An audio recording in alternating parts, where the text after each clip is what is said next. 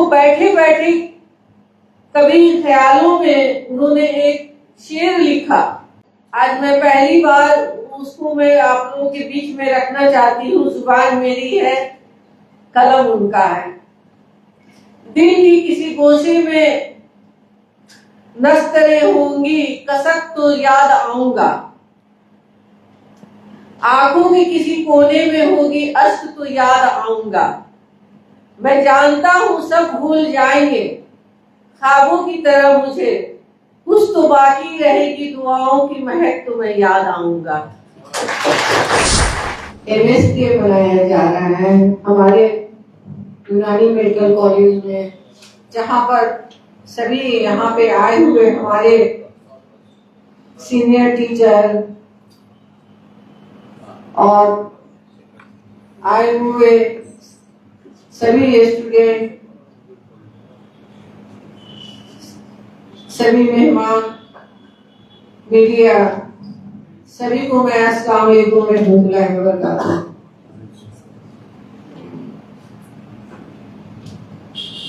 पिछले साल से ये MSK मनाया जा रहा है।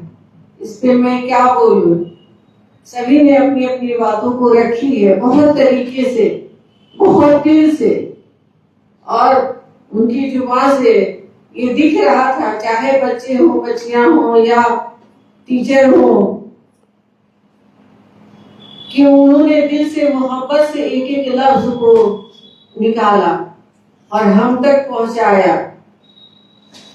उन्होंने जो सिवान जिले से मोहब्बत की, सिवान जिले को अपना परिवार कहा और कभी सिवान जिले के एक एक फर्द को अपने से अलग नहीं समझा। बड़े हैं तो चाचा हैं, बड़े हैं तो भैया हैं, छोटे हैं तो बापू हैं। जो जिस हिसाब से था उस हिसाब से उन्हें वो मुखातिब करते थे।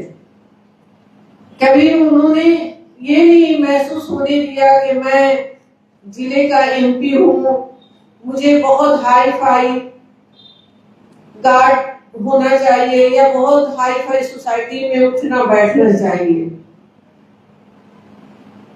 वो बहुत जमीन से जुड़े हुए शख्स थे।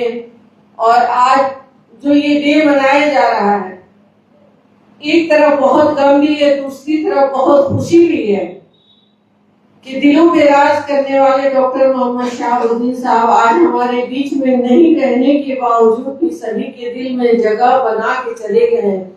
और ता जिंदगी जब तक ये दुनिया रहेगी उन्हें याद किया जाएगा। बहुत कुछ उनका अपनी सोच थी, बहुत कुछ ख्वाब थे, सारे ख्वाब ताबीर नहीं होते हैं। कोशिशें सभी की चलती रहेंगी कि उनकी ख्वाबों की ताबीर किया जाए। और इल्म का जो उन्होंने एक लकीर खींचा एजुकेशन का, उसमें तो मैं तहे दिल से हर वक्त सुबह शाम सोचती हूँ कि कैसे वहां तक पहुंचा जाए। बहरहाल अभी यूनानी के जो प्रिंसिपल साहब नहीं है, वकार अहमद साहब, उन्होंने बड़ी हौसला दी है कि हम लोग हैं और इंशाअल्लाह आगे बढ़ेंगे और एक एक कदम बढ़ा बढ़ा कर उनके ख्वाब को हम लोग पूरी करेंगे, एजुकेशन हब बनाएंगे। एक दिन सिवान में जरूर यूनिवर्सिटी होगी इंशाअल्लाह। हमारी कोशिश, आपकी कोशिश हमेशा जारी रहेगी। जब वो एकांतवास रहते थे जेल में, उनकी आधी जिंदगी समझिए कि जो उनका एनर्जेटिक लाइफ था वो जेल में गुजरा। वो बैठे बैठे कभी ख्यालों में उन्होंने एक शेर लिखा। शेर क्या है? उनकी दिल की आवाज है।